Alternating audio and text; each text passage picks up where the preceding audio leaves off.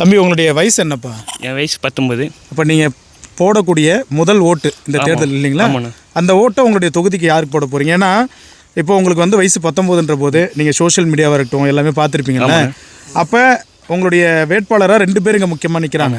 ஒன்று விசிகாவை நிற்கிறாங்க, இன்னொன்று பாமகவினுடைய வேட்பாளர் அன்புச்சோட நிற்கிறாங்க. நீங்கள் யாருக்கு ஓட்டு போடுவீங்க தம்பி? நான் பிஎம்கே தானே போடுவேன். என்ன காரணப்பா? இது வரையும் இது விசிகாலேருந்து இருந்திருக்காங்க. அவங்க இது வரையும் பார்த்ததே இல்லை எம்எல்ஏ யாருன்னு கூட. இது வரையும் அவங்க யாருன்னு கூட எனக்கு தெரியாது.